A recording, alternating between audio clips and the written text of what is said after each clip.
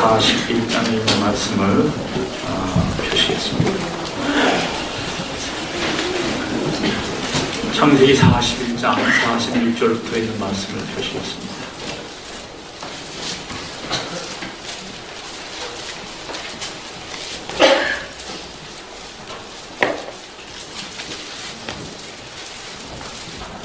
창세기 41장 46절부터 있는 말씀입니다. 요셉이 애굽왕 바로 앞에 설 때에 30세라. 그가 바로 앞을 떠나 애굽 온 땅을 순찰하니 7해 풍년에 토지 소출이 심히 많은지라. 요셉이 애굽 땅에 있는 그 7년 곡물을 거두어 각성에 저축하되 각성 주위의 밭의 곡물을 그 성중에 저장하며 저장한 곡식이 바다 모래같이 심히 많아 세기를 미쳤으니 그 수가 한이 없음이었더라. 50절이요. 흉년이 들기 전에 요셉에게 두 아들을 낳되 곧 온 제사장 보디베라의 딸 아스낫이 그에게 낳은지라. 요셉이 그 장자의 이름을 므낫세라 하였으니 하나님이 나로 나의 모든 고난과 나의 아비의 온 집을 잊어버리게 하셨다 하며 차자의 이름을 에브라임이라 하였으니 하나님이 나로 나의 수고한 땅에서 창성하게 하셨다 함이었더라.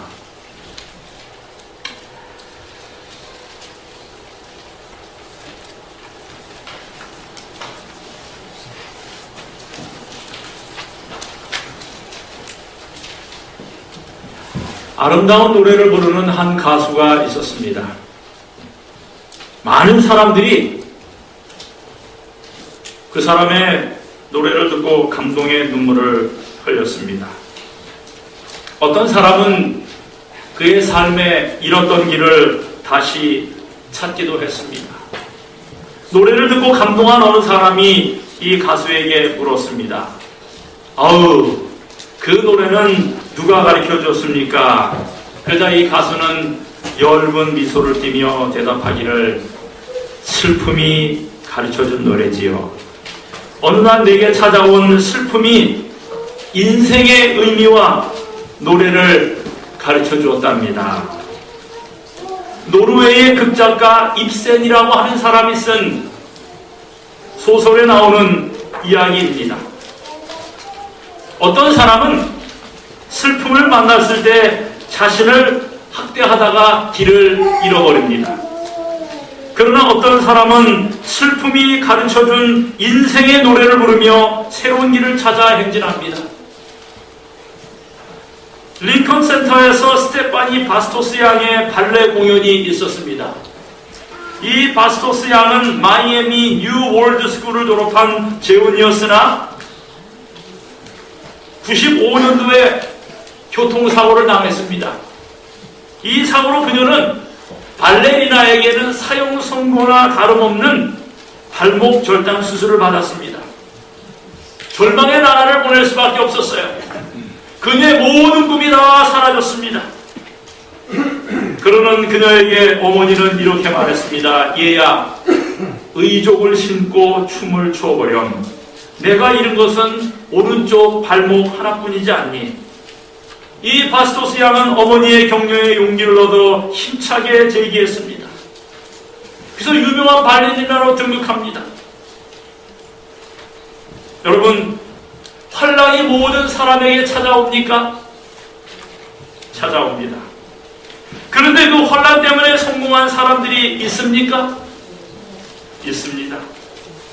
그러므로 환란은 하나님이 어떤 사람의 꿈을 성취시키기 위해서 사용하시는 신용인 것입니다. 여러분, 요셉 또한 이 환란이라는 신용의 도움으로 그의 꿈을 성취합니다. 그런데 요셉을 성공시키신 하나님께서 진정으로 요셉을 통해서 하나님이 성공하신 것은 요셉이 성공을 넘어서 섬기는 삶을 살았기 때문입니다. 여러분의 삶의 참다운 성공은 여러분의 성공을 통해서 하나님께서 성공하신 것이 되어야 하는 것입니다. 여러분은 성공했다고 생각하시는데 하나님께서 여러분의 성공을 통해서 영광을 받지 못하시면 그것은 참다운 성공이 아닙니다. 그러므로 우리가 많이 기도해야 할 것은 하나님, 나의 성공이 하나님의 성공이 되도록 하시옵소서라는 기도여야 하는 것입니다. 요셉이 성공한 것이 바로 이것인 것입니다. 요셉의 성공은 하나님의 성공이었어요. 여러분, 요셉은 섬김을 행복의 조건, 성공의 조건으로 삼았습니다. 그리고 그 섬김의 동기에는 사랑이 있었습니다. 그런데 우리가 진정으로 사람들을 섬기기 위하여 섬기기로 한다면 선행되어야 할 것이 있는데, 그것은 우리 안에 있는 상한 감정이 치유되어야 하는 것입니다. 우리 자신이 정서적으로 건강해야 남을 섬길 수가 있는 것입니다. 사람들을 섬기려면 사람들을 향한 아픈 상처가 치료되어야 하는 거예요. 마음에 쓴 뿌리가 있고 한이 많으면 남을 섬길 수가 없습니다. 인간은 상처를 받으면 그 상처에 대한 보상을 받거나 보복하려는 나쁜 성향이 있습니다. 이것은 인간에게 죄된 본성이 있기 때문인 것입니다. 지극히 당연한 것일지 모르는데 그것 때문에 본인이 상처를 받는 거예요. 이 문제를 하나님 앞에서 해결하지 않으면 남을 진정으로 섬기기가 어려운 것입니다. 여러분, 한 사람이 정상에 오르면, 그리고 한 사람이 정상의 위치에 올라서기까지는 많은 방해자들을 만납니다. 원수처럼 앞길을 막는 사람들도 있어요. 꿈은 쉽게 성취되는 것이 아닙니다. 값을 지불하는 고통을 통해서 완성되는 것입니다. 그 중에 하나가 꿈을 성취하는 도상에서 많은 사람들로부터 상처를 받게 된다는 것입니다. 여러분, 우리는 요셉의 성장 과정을 보면서 많은 사람들이 그를 괴롭히는 것을 보았습니다. 창세기 49장 23절에 야곱이 죽기 전에 요셉을 축복하는 장면이 나오는데, 여러분, 이 말씀 속에 요셉이 얼마나 괴롭힘을 당했는지가 나옵니다. 한번 여러분 성경을 한번 찾아보세요. 창세기 49장입니다. 창세기 49장 23절을 한번 누가 읽어주세요.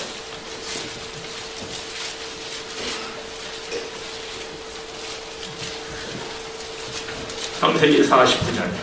활 쏘는 자가 그를 학대하며 그를 쏘며 그를 군박하였으나. 예, 거기에 뭐라고 나와요? 이건 야곱이 영감 가운데 요셉에 대해서 이야기를 하는 겁니다. 활 쏘는 자가 그를 학대하며 그를 쏘며 그를 군박하였다고 이야기합니다. 요셉에게 활을 쏘고 그를 학대하고 군박했던 수많은 사람들이 있었어요. 여러분, 우리는 보았지요. 요셉의 형제들이 어떻게 요셉을 괴롭혔는지를 우리는 보았어요. 가장 가까운 형제들이 그를 구덩이에 집어넣었습니다. 그의 옷을 찢었습니다. 그것은 그의 옷을 찢은 것이 아닙니다. 그의 마음을 찢은 것입니다. 그의 마음에 엄청난 상처를 했습니다. 요셉은 형제들에게 미움받고 배신당하고 버림받았어요. 그리고 팔려갔습니다. 요셉이 애굽에서 그토록 충성했던 보디발한테는 어떤 대접을 받았어요? 그가 그렇게 충성했건만 이 요셉은 그가 섬겼던, 그것도 자그마치 몇 년을 섬겨요? 11년을 섬겼던 그 보디발에게서 오해를 당하고 배신을 당했어요. 그의 형제들을 통해 받은 쓰라린 가슴의 상처를 더욱 아프게 만들었던 것입니다. 그리고 그를 감옥에 넣었던 원흉 누구예요? 보디발의 아내는 요셉의 가슴에 쓴뿌리로 남아 있었을 것입니다. 그리고 감옥에서 누구를 도와줬어요? 술 맡은 관원장을 도와줬는데, 그리고 당신 나가면은 나를 꼭 잊지 마세요라고 이야기했더니 몇 년 동안 잊어버렸어요. 한두 달도 아니고 몇 년 동안? 자그마치 2년 동안이나 잊어버렸어요. 이러는 동안에 요셉의 가슴에는 인간을 향한 불신의 씨앗이 자라고 있었을 것입니다. 소속감이 없는 공동체에서 의지할 사람 없이 살았던 이 요셉의 13년의 세월은 그에게는 쓰라린 아픔의 날들이었을 거예요. 여러분 생각해 보세요. 요셉이 이집트에 팔려갔던 게 몇 살이었다고요? 17살 때. 17살의 어린 나이에 애굽에서 종살이하고 옥살이할 때 그는 무엇을 생각했을까요? 사랑하는 아버지가 그리웠을 것입니다. 아버지가 어림돌일 때마다 요셉은 남몰래 눈물을 흘렸을 것입니다. 여러분 아시듯이 요셉은 정이 많았던 사람이에요. 눈물이 많은 사람이에요. 여러분 이 요셉이 그 형제들을 만나기 시작하는 이야기 속에서 50장까지 자그마치 눈물을 몇 번이나 흘렸는지 여러분 압니까? 눈물을 엄청나게 많이 흘렸어요. 그 종을 억제하지 못해서 눈물을 흘렸던 것입니다. 여러분, 모진 세파의 이 요셉이 강하게 보일지 모르지만 마음은 한없이 유한 사람이었어요.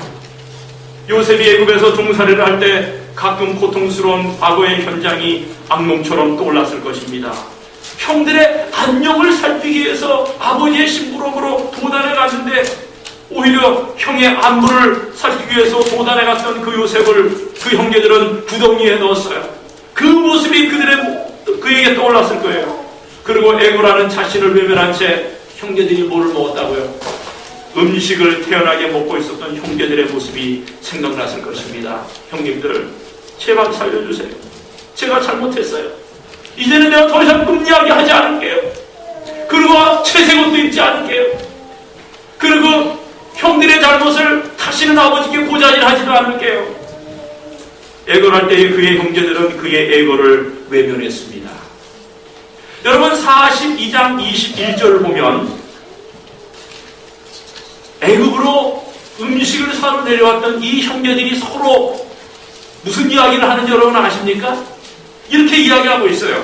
그들이 서로 말하되 우리가 아우의 일로 인하여 범죄하였도다. 그가 우리에게 애걸할 때에 그 마음의 괴로움을 보고도 듣지 아니하였으므로 이 괴로움이 우리에게 임하도다라고 말씀합니다.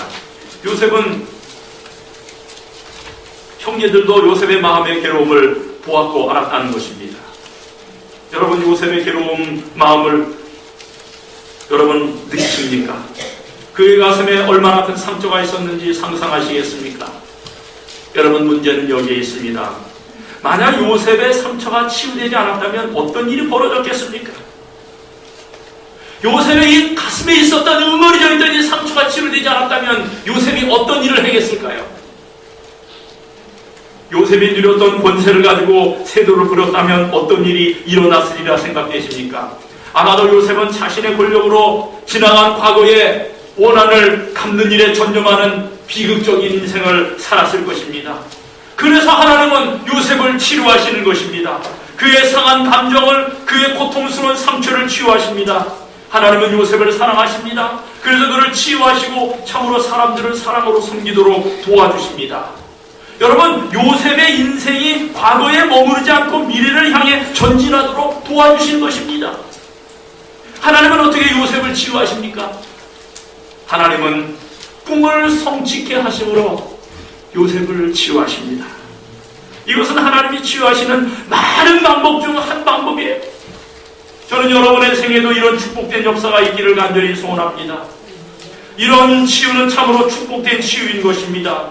요셉의 꿈이 성취되는 순간은 참으로 영광스럽고 기쁜 순간이에요. 바로는 자기의 인장반지를 빼어서 요셉의 손에 끼우고 그에게 세마포옷을 입히고 그에게 금사시리를 드리우고 그리고 자기가 타는 버분스러의 그를 태우매 그리고 무리 앞에서 소리 지르기를 하니까는 바로가 그를 애국 전국 총리되게 하니까는 모든 사람들이 다 그에게 엎드립니다.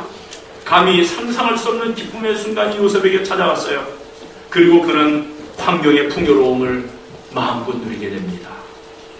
하나님께서 국무총리가 된 요셉으로 하여금 7년 동안 풍년을 누리게 하십니다. 7해 풍년 동안의 토지 소출이 심히 많았습니다. 하나님의 치유 방법 중에 하나는 환경에 의한 치유입니다.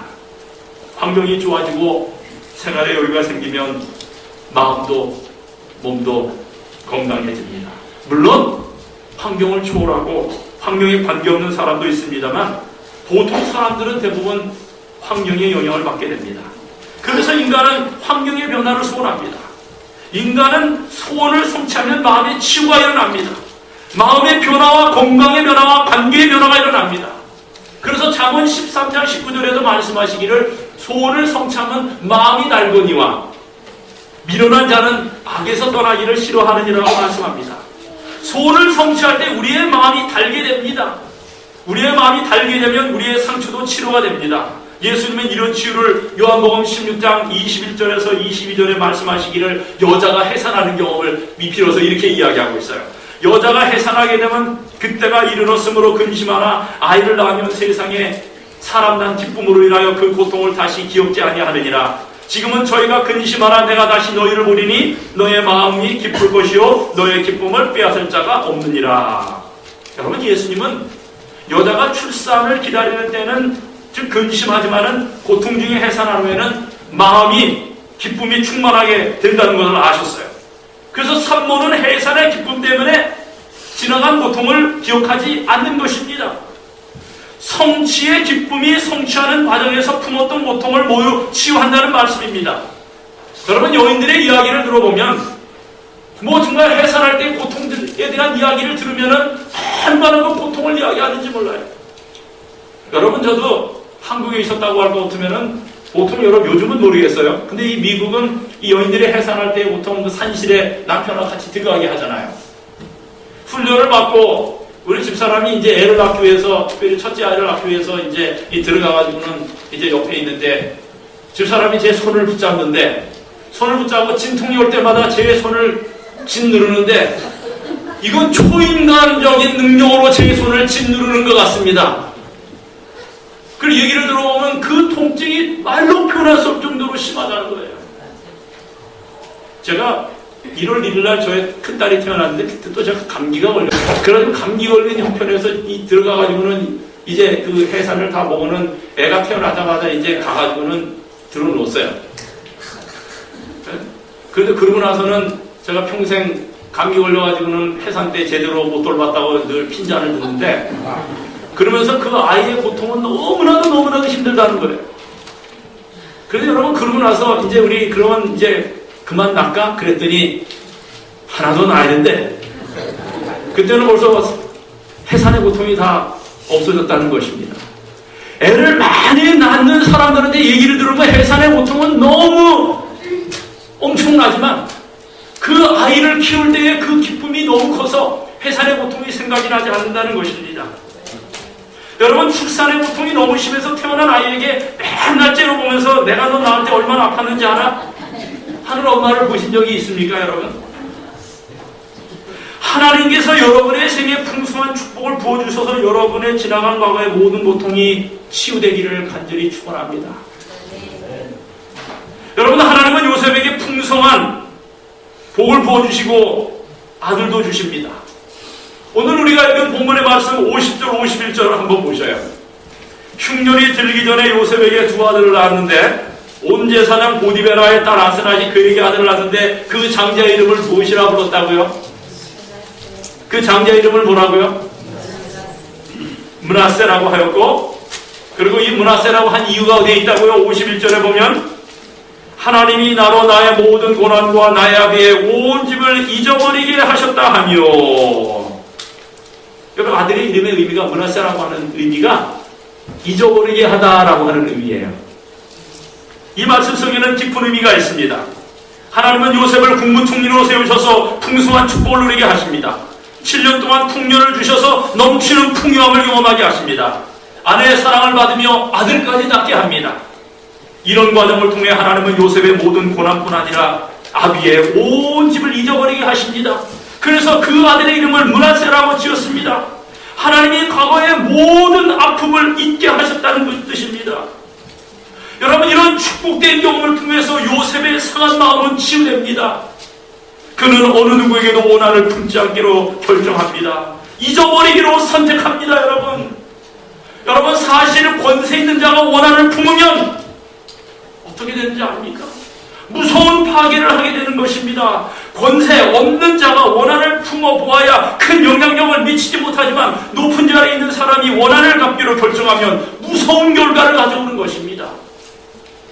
우리 가운데에서 신앙의 아름다운 모범을 보여주셨던 하평장 목사님의 경험의 말씀.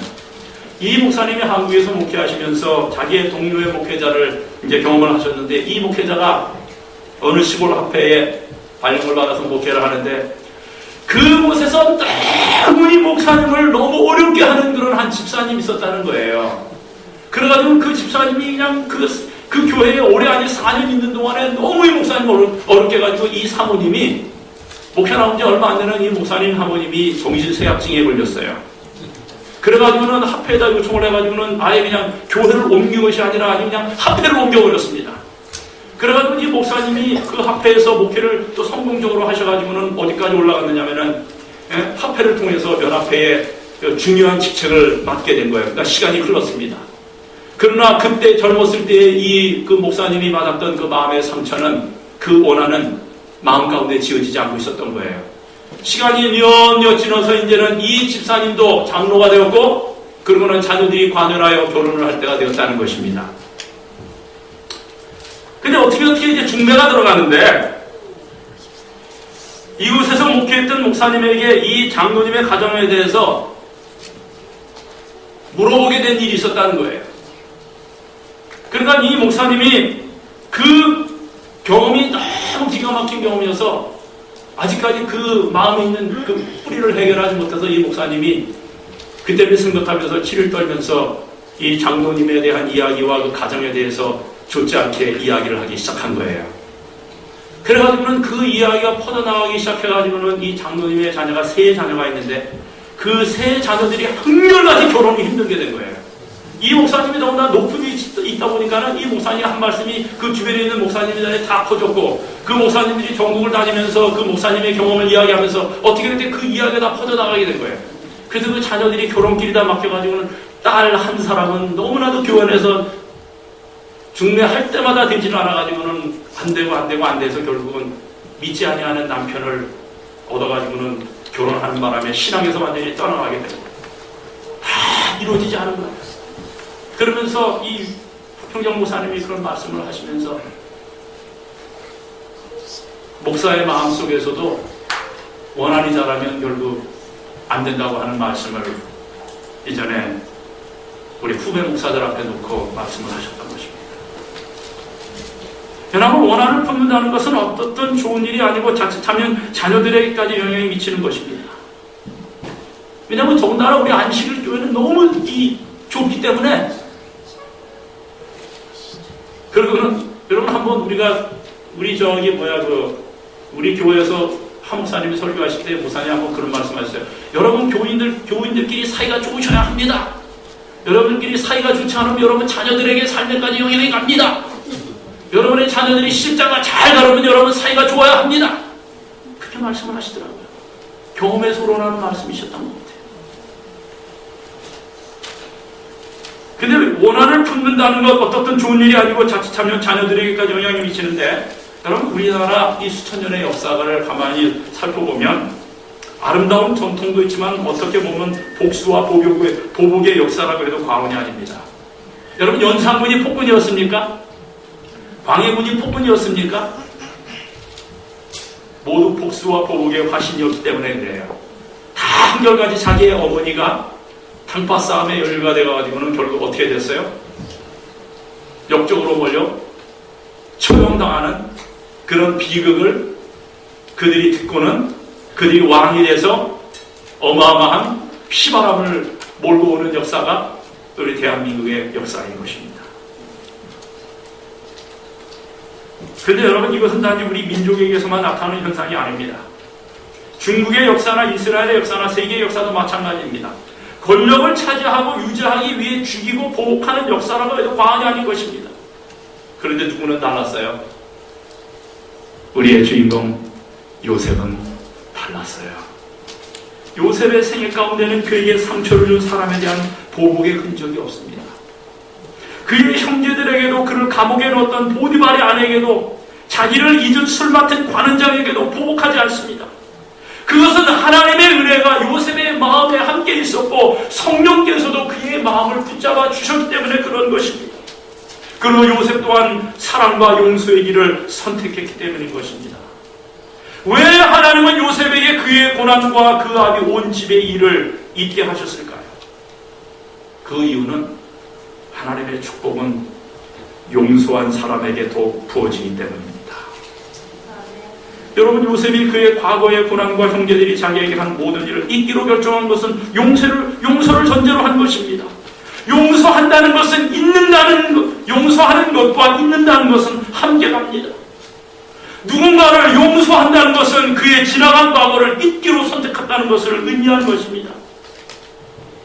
상한 감정에 치우는 이 두 가지의 삶의 태도, 용서와 잊음, forgive and forget를 통해서 일어나는 것입니다. 그런데 한번 이런 경험을 하는 사람들은 이렇게 자꾸 짐작을 하는 경향이 있어요. 자꾸 짐작을 하는 거예요. 그렇지 않은데도 불구하고 잘못된 짐작으로 스스로 고통을 겪는 일이 많이 있다는 것입니다. 여러분, 하나님은 우리 죄를 깊은 바닷속에 빠뜨리신다고 그러셨어요. 그리고 빠뜨리시고 뭐 하지 않으신다고요? 기억지 않으신다고 그러셨어요. 깊은 바닷속에 빠뜨리시고 no fishing 팻말을 붙여놓으신다고 그러셨죠. 우리도 마찬가지입니다. 우리도 마찬가지. 여러분, 부부가 싸울 때 부부싸움을 더 심각하게 만드는 것은 뭐 때문에 그래요?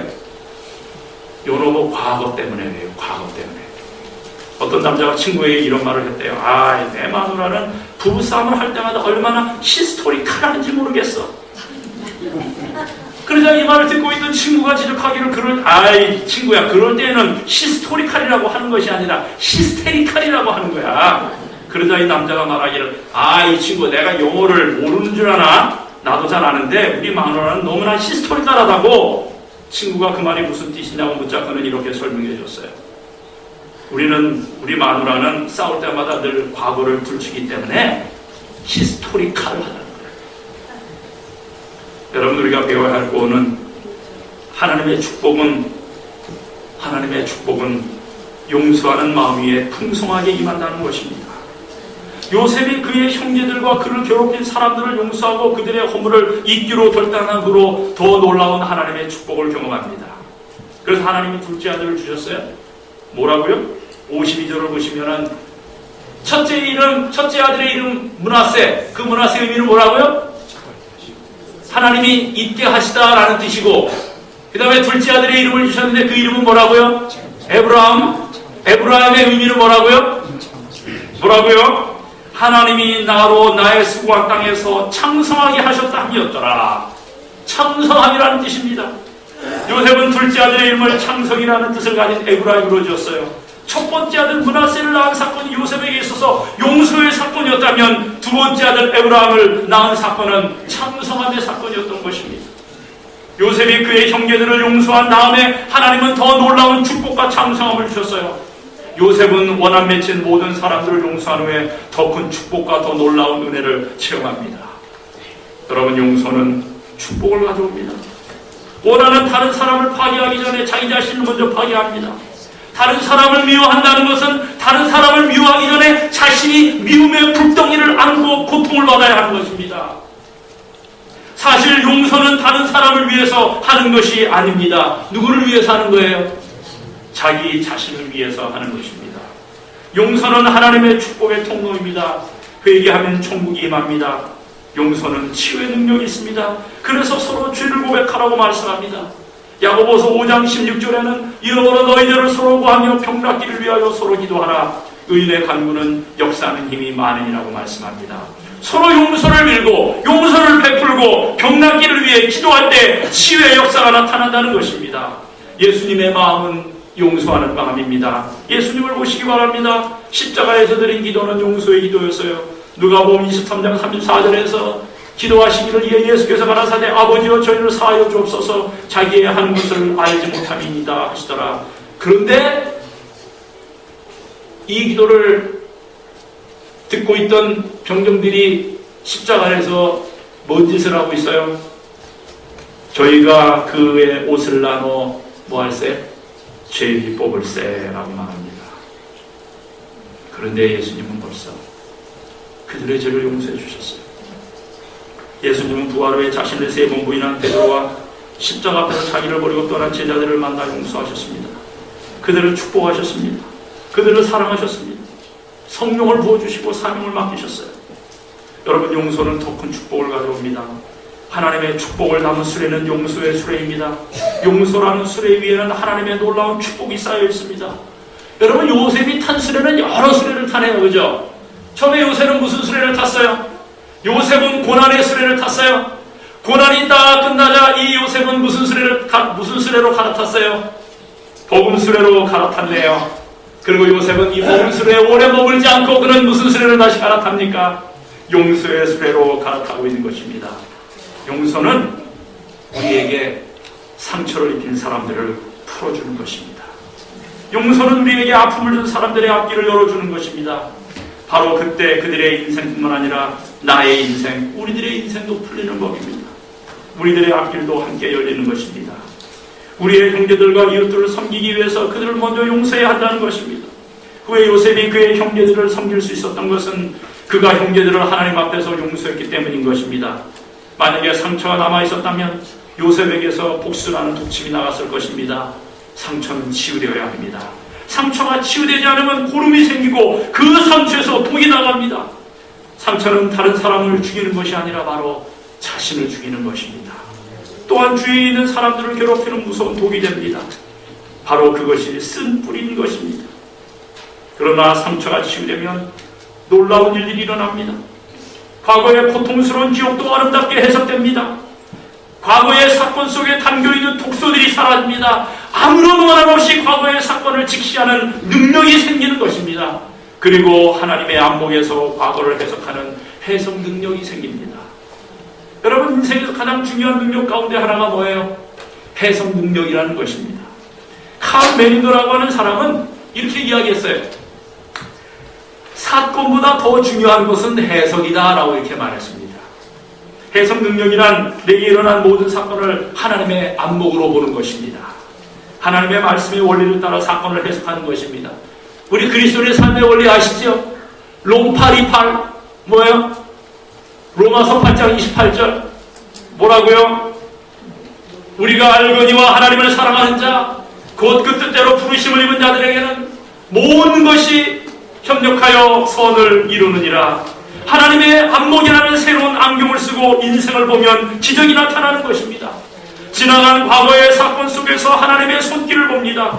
과거의 고통스러운 사건 속에 하나님의 다정한 손길이 있었고 섭리가 있었다는 사실을 깨닫게 되는 것입니다. 힘들게만 느껴졌던 인생의 위기는 위험이 아니라 하나님이 보내신 기회였음을 알게 되는 것입니다. 사실 하나님이 귀히 쓰셨던 인물들은 한결같이 위기 앞에 강했던 인물들이에요. 그들은 위기를 기회로 만들었어요. 역경을 친구로 삼았습니다. 그들은 위기 때에 중단하지 않았어요. 위기는 그들을 하나님의 사람들을 강하게 만들었습니다. 더욱 전진하게 만들었습니다. 더욱 하나님께 매달리게 했습니다. 하나님은 그들을 위해 위기라는 독약을 보약으로 바꾸셔서 사용하셨어요. 요셉의 생애가 바로 그런 생애를 산 사람이었어요. 여러분, 요셉은 사건의 해석에 탁월했습니다. 여러분, 요셉은 기근 때의 곡식을 사기 위해 애굽에 내려온 그의 형제들 앞에서 유명한 말을 남기는데 무슨 말을 남겨요? 무슨 말을 남겨요? 요셉이 드디어 그의 정체를 형제들한테 드러내죠. 다시금 돌아갔다가 베냐민을 데리고 왔을 때에 그리고는 베냐민을 속에 은자를 집어넣었다가 다시금 데리고 온 그 여러 가지 과정 속에서 그의 정을 억제하지 못하고 요셉이 자기 자신을 형제들에게 드러냅니다. 그거를 드러내자 그 형제들이 어떻게 해요? 납작 엎드리잖아. 이제 우린 죽었다. 이제 우린 죽었다. 그랬더니 요셉이 한 위대한 말 뭐라고 그랬어요? 45장 5절에 당신들이 나를 이곳에 팔았으므로 근심하지 마소서, 한탄하지 마소서. 하나님이 생명을 구원하시려고 나를 당신들 앞서 보내셨나이다. 그리고 45장 8절에 그런즉 나를 이리로 보낸 자는 당신들이 아니오 하나님이시라. 나로 바로의 아비를 삼으시고 그 온 집의 주를 삼으시며 애굽 온 땅의 친자로 삼으셨느니라. 야, 이렇게 해석하는 거 보세요. 요셉은 그의 형제들의 죄를 용서하고 그의 상처가 치료된 후에 새로운 해석 능력이 생겼어요. 요셉은 하나님의 안목을 가진 인물이 되는 것입니다. 하나님은 때때로 그의 사랑하는 사람들에게 위기라는 변장된 축복을 보내셔요. 신비로운 선물을 보내셔서 강하게 하시고 위대하게 하십니다. 인생에서 직면하는 위기와 역경을 잘 다루면 창조적인 역사를 일으킵니다. 오래전에 노벨상을 수상한 이론화학자 일리아 프리고진이라고 하는 박사가 있었는데, 여러분, 이 사람은 소산구조라고 하는 이론을 연구한 사람이에요. 근데 이 소산구조가 뭐냐면 그의 이론은 질서는 무질서로부터 생겨나고 활력은 엔트로피에서부터 생겨난다는 것입니다. 다시 말하면 이 예술적으로나 이 과학적으로 이 과학적인 창조력은 혼돈이나 엔트로피에서부터 생겨난다는 이론인 것입니다.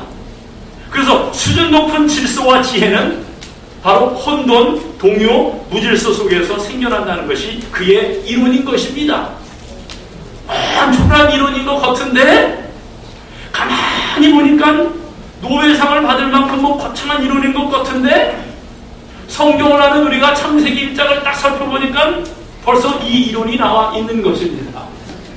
창세기 1장 2절에 보면은 땅이 혼돈하고 공허하며 흑암이 깊음이 있을 때 하나님이 뭐 하셔서 빛을 창조하시고 질서를 창조하신 거. 요게 바로 이 사람이 뭘 받은 거예요? 노벨상을 받은 이론인 겁니다. 여러분, 위기와 인생의 성공과는 이해할 수 없는 관계가 있어요. 성격 과학자인 빌헬름 라이히와 생체 자기제어 분야의 전문가인 콜로라도 대학교 메디컬 센터의 토마스 불진스키라고 하는 사람은 위기 상황 시에 특수한 학습 능력이 생긴다는 것을 발견합니다. 그래서 사람들이 위기를 맞으면 학습, 기억, 그리고 창의력이 강화되는 세타 상태로 이 브레인이 들어간다는 것입니다. 여러분, 유명한 성악가 마리아 칼라스 아시죠? 이 마리아 칼라스는 6살 때 자동차에 치여서 12일 동안 혼수 상태에 누워 있었다고 합니다. 근데 이 아이가 어렸음에도 불구하고 혼수 상태에서 깨어났을 때 그녀에게는 어떤 희생을 치르더라도 자기가 지금 하기 좋아하는 이 노래 레슨을 배우고 있었거든요. 자기가 하고 있는 이 일에 대해서 어떤 희생을 치르더라도 최정상에 오르겠다는 결심이 굳게 섰다는 것입니다. 그래서 그녀가 뛰어난 오페라 가수가 된 배경에는 위기라고 하는 신비로운 경험이 있었다는 것입니다. 그래요. 위기는 성공의 어머니요 또한 창조력의 어머니입니다. 변화를 주도해가는 강력한 힘이 있다는 것입니다. 밑바닥에 떨어진 사람들을 그 바닥에서 뛰어 올라오게 하는 능력이 위기가 주는 힘이라는 것입니다. 그러므로 인생의 밑바닥까지 떨어진 경험을 한 사람들이 비약적인 발전을 할 가능성이 높다는 것입니다. 바로 요셉이 그런 인물이었어요. 예수님도 그러셨죠? 십자가와 음부에까지 내려간 경험을 하신 이 예수님은 어디까지? 부활하시고 승천하셔서 하늘보좌까지 오르지 않으셨습니까? 예수님은 부활 후에도 십자가의 상처를 사문을 가지셨어요. 아픈 상처를 품어 진주로 만드신 분이 주님이셔요. 여러분, 우리가 하늘나라에 오르게 되면 통과할 문이 어떤 문이에요? 통과할 문이 어떤 문이에요? 무슨 문을 통과한다고 그래요? 진주문을 통과한다고 하는데 여러분, 진주는 어떻게 생기는지 여러분 아십니까? 어떻게 생겨요? 진주가 어떻게 생긴다고요? 그 조개가 진주 조개 속에 이물질이 들어가면 그 이물질 때문에 그 조개가 너무너무 고통스러워한다는 겁니다. 그래서 그 고통을 막기 위해서 이 조개의 이 체에서 이 액이 나와서 그걸 갖다 감싸고 생기는 것이 뭐예요? 그게 진주라고 그러잖아요. 그래서 우리가 하늘에 오르는데, 그래서 우리가 통과하게 될 이 문이 다른 것이 아닌 진주문이라고 하는 의미는 우리에게 의미가 있잖아요. 우리가 이 세상 살면서 당하는 온갖 시련, 온갖 환난, 온갖 어려움, 온갖 문제가 있다 할지라도요, 그래야만 우리가 하늘을 더 사모하니까 우리의 삶에 고난이 있고 시련이 있는 건 아니겠습니까? 저희 장인 장모님께서 위니페그 추운 곳에 계시다가 이제 저희와 함께 다 정리하시고 사시기 위해서 이제는 정말 행복하게 시간을 보내시기 위해서 지난 연말에 우주권을 받으셔서 오셨잖아요. 근데 오셔서는 이제 우리와 함께, 여러분, 우리 아이들도 그렇고 우리 집에는 우리 장인 장모님, 어머니, 아버님이 오시면은 웃음꽃이 끊이지를 않습니다. 얼마나 행복하고 얼마나 웃음꽃이 피고 화기애애한지 몰라요. 그래서 아이들도 너무너무 좋아하고. 그래서 우리하고 행복하게 이제 지내시기 위해 오셨는데 뜻하지 아니하게 감기에 걸리셨는데 감기가 낫지 않으셔서 너무 기침이 심하시고 호흡이 너무 힘드셔서 병원에 모시고 갔더니 엑스레이에 이상한 게 나타나서 또 캐스캔을 찍고 또 펫스캔을 찍고 MRI를 찍고 그랬는데 좋지가 않으셔서 결국 병원에 입원하셨어요. 좋은 일만 있을 걸로 기대하고 이제는 우리 둘째 딸이 대학을 가면 이 녀석이 기숙사에 들어가기 때문에 이제 시간적으로 조금 여유가 있을 것 같아서 이제 시간이 여유가 있으면은 이제 우리 어머니 아버님 모시고 휴가도 갈 때 늘 같이 다닐 수 있고 늘 그렇게 생각을 했는데 우리 아버님이 편찮으셔서 병원에 누워 계신 겁니다. 여러분, 고난은 부분에서 찾아오지 않습니다. 어느 누구에게 다 찾아옵니다. 안식일 교인들이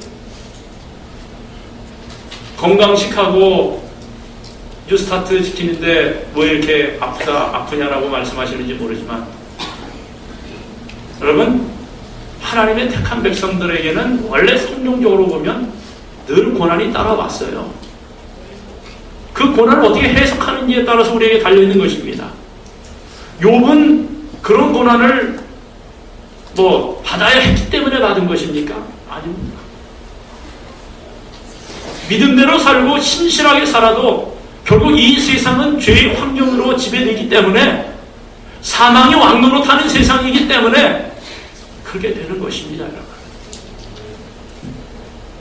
해석하는 능력, 새롭게 해석하는 능력이 우리에게 필요한 것입니다.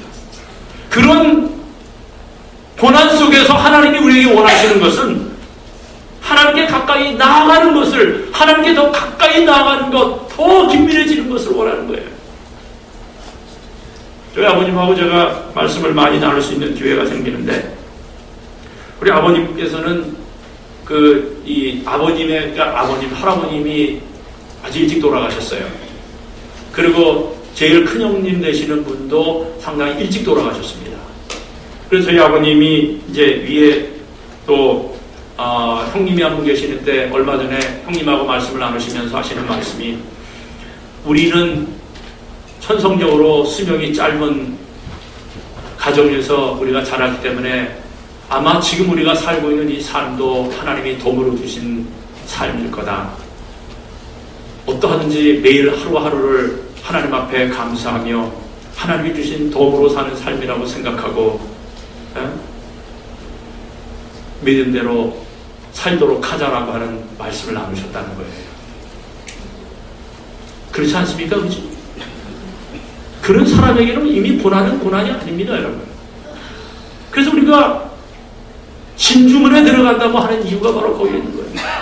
고난을 통과한 자 외에는 하나님의 위대한 사랑을 깊이 깨닫지 못하는 것입니다. 사랑하는 여러분, 오늘 우리는 요셉의 삶을 통해서 용서의 가치와 용서의 축복이 무엇인지를 배운 삶의 모습을 우리가 보게 됩니다. 저는 오늘 여러분에게 두 단어를 말씀을 드리고 이제 말씀을 마치게 해요. 우리가 당하고 힘들고 어렵고 고난을 많이 당하면 우리의 마음속에 뭐가 생기냐면 상처가 생깁니다. 상처라고 하는 단어는 영어로 뭐예요? scar. 그런데 이 scar라고 하는 단어와 그 scar라고 하는 단어의 그 C에서 한 단어를 딱 바꿔가지고 T라고 하는 단어를 딱 집어넣으면은 그 scar가 뭐로 바뀌어요? star라고 하는 단어로 바뀌는 것입니다. 그런데 상처할 때 이 scar의 C는 이게 제가 지은 거예요. C라고 하는 단어가 이게 뭐냐면은 complacency라고 하는 어려운 단어를 내가 여러분에게 말씀드리면 자기만족입니다. 자기만족, 자기 도취에 빠져 있으려고 하는 사람은 그의 마음에 자기가 스스로 만족하려고 하면은 상처가 된다고 하는 이야기예요. 그러나 여러분 이 스타에서 이 T는 trust in God's way, 하나님의 방법을 신뢰하는 것입니다. 그랬을 때 우리는 우리의 마음속에 있는 상처가 치료되고 우리의 마음속에 위대하신 주님의 빛이 떠올라 우리도 결국은 빛과 같은 삶을 요셉처럼 살 수 있지 않겠나 하는 그런 생각이 드는 것입니다. 사랑하는 여러분, 우리도 기억나지 않을 만큼 오래된 우리의 마음속에 있는 그런 그 상처들, 이와 같은 모든 것들을 다 주님께 내어 맡기고 우리의 마음속에 주님을 신뢰하는 마음으로 요셉과 같이 용서의 수레를 타고 주님이 주시는 축복의 대로에 서시는 저와 여러분이 되시기를 간절히 바랍니다. 그래서 우리 사랑하는 집사님들 나오셔서 헌금을 수납하시겠습니다.